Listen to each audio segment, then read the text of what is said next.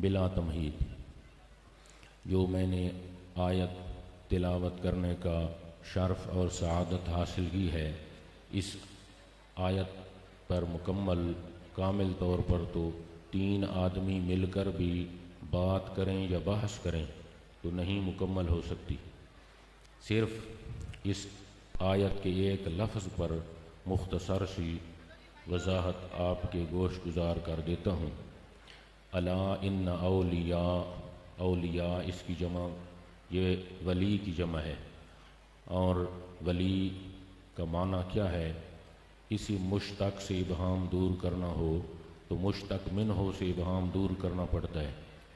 ولی کا مشتق منہ ہے ولایت، اور ولایت کا معنی ہے سقوط الاوصاف المذمومۃ وجود الاوصاف المحمودۃ، اچھی صفات کا پایا جانا اور بری صفات کا ختم ہو جانا، اسے کہا جاتا ہے ولایت۔ ولی کی علامتیں کیا ہیں؟ علامات ولی کی کیا ہیں؟ شرح العقائد جو درسی نصاب میں شامل اور داخل کتاب ہے، اس کے اندر ولی کی پہلی علامت جو ذکر کی گئی ہے وہ ہے العارف باللہ۔ ولی وہ ہوتا ہے جس کے پاس اللہ کی معرفت ہو۔ دوسری علامت ولی کی ہے المواظب علی الطاعات، جو عبادتوں پر، عبادات پر ہمیشگی کرے۔ اس پر علامہ عبدالعزیز برہاروی رحمۃ اللہ علیہ نے نبراس کے اندر لکھا ہے الولی الکامل لا یترک المندوب۔ ولی وہ ہوتا ہے جو فرضی عبادات پر صرف ہمیشگی نہیں کرتا بلکہ نفلی عبادات پر بھی ہمیشگی کرتا ہے۔ تیسری علامت ولی کی ہے المجتنب عن المعاصی، گناہوں سے اجتناب کرنے والا۔ یہ گناہوں سے اجتناب کرنے والا، یہ ولی کی تیسری علامت ہے۔ اور چوتھی علامت ولی کی ہے المعرض، جو اعراض کرنے والا ہو، کس سے؟ عن الانہماک فی اللذات والشہوات، شہوتوں سے اور لذتوں سے، دنیاوی لذتوں سے اعراض کرنے والا ہو، اسے ولی کہتے ہیں۔ ولی کی علامتیں بھی آ گئیں اور ولایت کی تعریف بھی آ گئی۔ تیسری چیز ہے ولی کے فوائد۔ ولی کا فائدہ کیا ہے؟ ولی کیا فائدہ دیتا ہے؟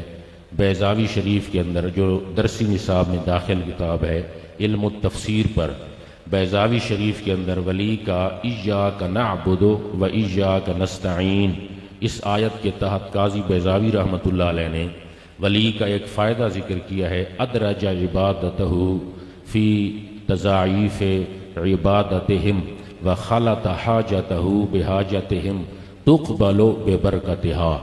جو تمہاری عبادات قبول نہیں ہو رہی، جو تمہاری دعائیں اور حاجتیں قبول نہیں ہو رہی، ان حاجتوں کو ولی کی حاجات کے ساتھ، ان عبادات کو ولی کی عبادات کے ساتھ ملا کر اللہ کی بارگاہ میں پیش کریں۔ یہ ولی کا فائدہ ہے۔ اللہ کی بارگاہ میں پیش کریں تو ولی کی برکت سے تقبل ببرکتہا، ولی کی برکت سے عبادات بھی تمہاری قبول ہو جائیں گی اور حاجات اور دعائیں بھی تمہاری اللہ تبارک و تعالی قبول فرما لے گا۔ یہ ولی کا فائدہ ہے۔ اور مفسرین نے ولی کا ایک اور فائدہ بھی ذکر کیا ہے فانظر الی طعامک و شرابک لم یتسنہ۔ اس آیت کے تحت مفسرین نے لکھا ہے کہ ولی کا ایک فائدہ یہ بھی ہے کہ 100 سال گزر گئے اور حضرت عزیر علیہ السلام کے قرب میں دودھ پڑا رہا، لم یتسنہ اے لم یتغیر۔ مفسرین نے تفسیروں میں ایک فائدہ ولی کا یہ بھی ذکر کیا اور بڑا فائدہ ہے، لم یتسنہ اے لم یتغیر، کہ جو دودھ پڑا رہا 100 سال کے بعد بھی دودھ بگاڑ سے محفوظ اور مأمون رہا۔ تو ولی کا فائدہ یہ ہے کہ جو اللہ والوں کے قرب میں آ جاتا ہے، ولی کے قرب میں آ جاتا ہے، تو جس طرح وہ دودھ بگاڑ سے محفوظ رہا، اللہ والے کے قرب میں تھا تو بگاڑ سے محفوظ رہا، اگر کوئی شخص ولی کے قرب میں رہے گا ولی کی نسبت میں رہے گا، ولی کی محبت میں رہے گا، اس کی آمد و رفت اولیاء کے آستانوں پر رہے گی، تو اس کا ایمان اور اس کا عقیدہ بگاڑ سے محفوظ اور مامون رہے گا۔ یہ ولی کا فائدہ ہے۔ اور حضرت قطب الاقطاب پیر سید مہر علی شاہ صاحب رحمۃ اللہ علیہ قدس اللہ سرہ العزیز، ملفوظات شریف کے اندر ان کا ایک ملفوظ ہے، انہوں نے فرمایا کہ جو مولوی اللہ تعالیٰ کا قرآن پڑھے اور اس کی تشریحات اور تعویلات اپنی من مرضی کی کرے، اس کا نقصان کتنا ہے۔ فرمایا کفار کی جنگ اتنی نقصان دہ نہیں ہوتی جتنی اس مولوی کی تقریر نقصان دہ ہوتی ہے۔ کیوں؟ اس لیے کہ اس کی کفار کی جنگ سے مومن کی جان جاتی ہے، لیکن اسے درجہ شہادت پر فائز کر دیا جاتا ہے، تو گویا اس کا کوئی نقصان نہ ہوا، اس لیے کہ مومن کی جان گئی مگر اسے درجہ شہادت مل گیا۔ لیکن جو مولوی ہو اور اس کی تقریر آدمی سنے اور اس کا کیا جی عقیدہ بگڑا ہوا ہو، تو پھر اس کے ساتھ ایمان چلا جائے گا۔ ادھر کفار کی جنگ سے جان جا رہی ہے اور ادھر اس کی تقریر سے ایمان جا رہا ہے، لہٰذا ان کے عقائد سے بھی محفوظ رہیے گا اور ان کے خطابات سے بھی محفوظ رہیے گا۔ یہ پیر صاحب کا ملفوظ شریف ہے۔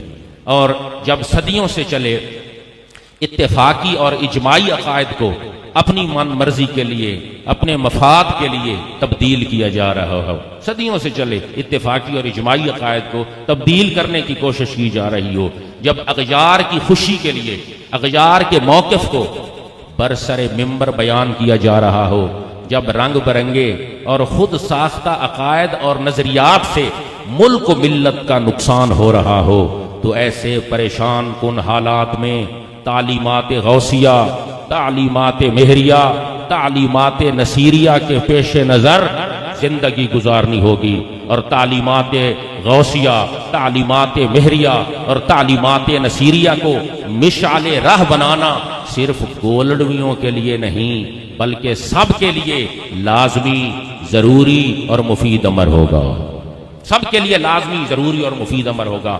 تعلیمات مہریہ، تعلیمات غوثیہ اور تعلیمات نصیریہ کا لب لباب کیا ہے کہ جو اجماعی اور اتفاقی عقائد ہیں یہ لب لباب ہے، ان کو سامنے رکھنا، ان کے مطابق زندگی گزارنا، اپنے نظریات کو ان کے مطابق رکھنا، جو اتفاقی اور اجماعی عقائد ہیں، توحید، رسالت، حضور کی ختم نبوت پر یقین کامل رکھنا، اہل بیت کی تعظیم و تکریم، چاہے وہ اہل بیت سکنا ہوں، چاہے وہ اہل بیت نسب ہوں، چاہے وہ اہل بیت ولادت ہوں، ہر قسم کے اہل بیت کی تعظیم و تکریم ایمان کی جز نہیں سمجھنا بلکہ عین ایمان سمجھنا ہے۔ حضرت نصیر ملت نے یہی فکر پیش کی تھی، اللہ اہل بیت پیمبر کے ساتھ ہے، اسلام کا وقار اسی گھر کے ساتھ ہے، آل نبی کو ذات نبی سے جدا نہ جان، ہر موج کا وجود سمندر کے ساتھ ہے، بھیجوں نہ کیوں نصیر میں لعنت یزیدیت پہ،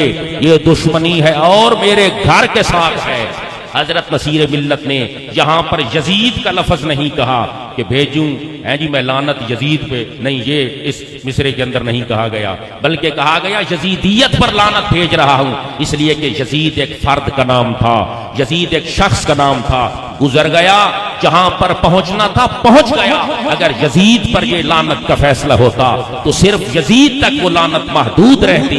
حضرت نصیر ملت نے جہاں پر یزیدیت کا لفظ استعمال کیا ہے، یزیدیت اس باطل سوچ کا نام ہے جو اہل بیت کے خلاف ہوتی ہے۔ حضرت نصیر ملت نے یہ فیصلہ صرف یزید کے لیے نہیں کیا بلکہ صبح قیامت تک کے آنے والی یزیدیت کے لیے کیا ہے، بھیجوں نہ کیوں نصیر میں لعنت یزیدیت پہ، یہ دشمنی ہے اور میرے گھر کے ساتھ۔ اور پھر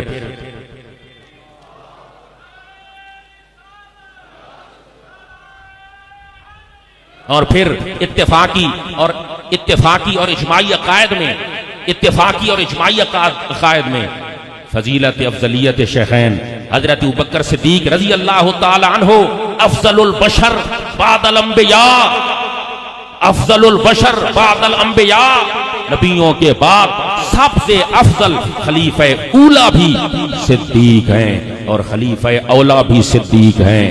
معراج کی رات اللہ نے محبوب صلی اللہ علیہ وسلم کو نبیوں کا امام بنایا۔ امام کون ہوتا ہے؟ جو سب سے افضل ہوتا ہے۔ شب معراج اللہ نے مصطفیٰ کو امام بنا کر یہ ثابت کر دیا نبیوں میں سب سے افضل میرا محبوب ہے۔ اور وصال سے کچھ عرصہ قبل حضور صلی اللہ علیہ وسلم نے حضرت ابو بکر صدیق کو صحابہ کا امام بنایا۔ اللہ نے مصطفیٰ کو نبیوں کا امام بنا کر یہ ثابت کیا نبیوں سے افضل مصطفیٰ کی ذات ہے۔ حضور نے صدیق اکبر کو صحابہ کا امام یہ ظاہر و باہر کر دیا بنا کر کہ صحابہ میں سب سے افضل صدیق اکبر کی ذات ہے۔ آج حضرت کے نظریات کو میلی آنکھ سے نہ دیکھا جائے، بلکہ جو تعلیمات غوثیہ تھی وہی تعلیمات مہریہ ہیں، اور جو تعلیمات مہریہ تھیں وہی تعلیمات نصیریہ ہیں، اور جو تعلیمات نصیریہ تھیں وہی تعلیمات نظامیہ ہیں۔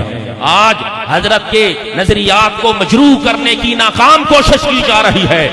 حضرت قبلہ جامی صاحب دامت فیوزہم کے پاس ایک محترم آئے جی، کچھ چیزوں کے ہم بھی گواہ ہیں، ساری چیزوں کے تو آپ گواہ نہیں ہیں، میں اس چیز کا گواہ ہوں۔ ایک محترم آئے اور انہوں نے کہا کہ ہم ایک کیا جی قوال ہیں، ان سے کیا جی کلام پڑھوانا چاہتے ہیں، آپ کی اجازت درکار ہے۔ جی کون سا کلام پڑھوانا چاہتے ہو؟ ہم کلام پڑھوانا چاہتے ہیں ان قوالوں سے آپ کے سامنے، دمادم مست کلندر علیدہ پہلا نمبر، یہ کلام پڑھانا چاہتے ہیں۔ حضرت قبلہ جامی صاحب نے فرمایا جی اجازت ہے، مگر ایک لفظ تبدیل کرنا پڑے گا، دمادم مست کلندر علیدہ چوتھا نمبر، دمادم مست کلندر علیدہ چوتھا نمبر۔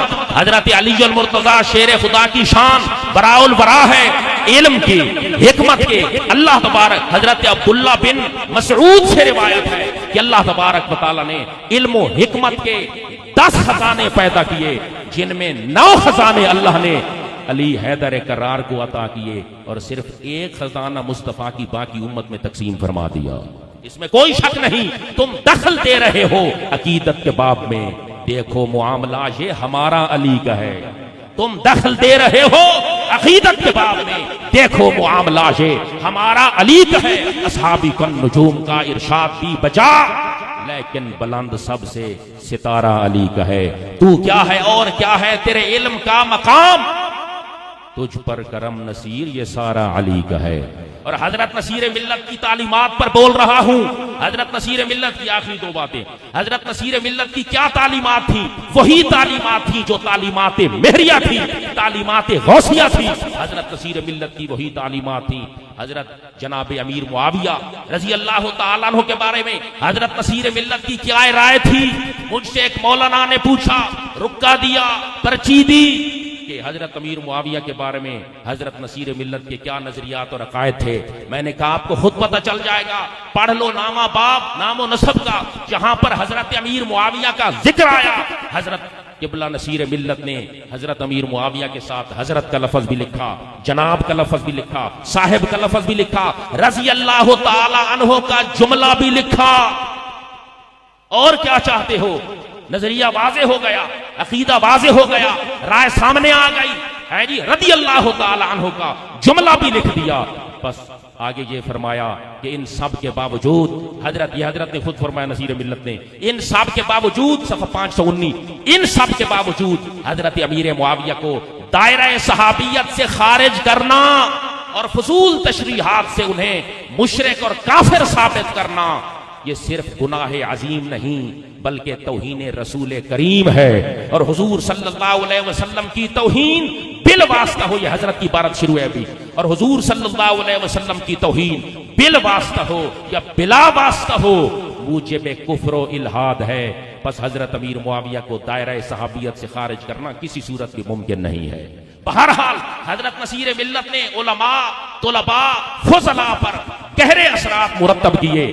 حضرت کیا جی نصیر ملت نے کیا خوب فرمایا، ہاں ایک موقع پر ایک مولانا خطاب کر رہے تھے اور انہوں نے کیا جی فرمایا کہ نصیر ملت سیمینار کیا جی ہو رہا تھا، تو اس مولانا نے کہا کہ حضرت نصیر ملت کی مثل کنویں کی ہے۔ میری باری آئی، میں نے کہا مثل کنویں کی ہے، اس کا کیا مقصد ہے؟ مولانا نے فرمایا اس کا مقصد یہ ہے کہ کنویں کے پاس جو آتا ہے سیراب ہو کر جاتا ہے۔ کنویں کے پاس جو آیا سیراب ہو کر گیا، نصیر ملت کے پاس جو آیا علم سے، حکمت سے، معرفت سے، حقیقت سے، حقائق سے سیراب ہو کر گیا۔ میں نے کہا حضرت نصیر ملت کی مثال کنویں کی نہیں تھی، ابر بارندہ کی تھی، برسنے والے بادل کی تھی، جہاں ضرورت محسوس کی خود جا کر برس آئے، جہاں ضرورت محسوس کی خود جا کر برس آئے۔ حضرت نصیر ملت ابر بارندہ برسنے والے بادل کی تھی، ہے جی آپ کی مثال، جہاں جس موضوع پر ضرورت محسوس کی خود جا کر برس آئے۔ حضرت نصیر ملت غالباً 2007 یا 2008 تھا، بکھر شہر کے سارے پڑوسی خاموش تھے۔ حضرت نصیر ملت مولانا اشفاق صاحب بھی اس کے گواہ ہیں، دیگر سامعین بھی میں سے بھی درجنوں اس کے کیاجی گواہ ہوں گے۔ بکھر کے شہر کے سٹیج پر کون بیٹھا تھا، سامعین میں کون تھے؟ حضرت نصیر ملت نے اس وقت عظمت صحابہ پر بات کی، اس وقت عظمت ازواج مطہرات پر گفتگو کی، اس وقت حضرت عائشہ صدیقہ کی عظمت پر بات کی۔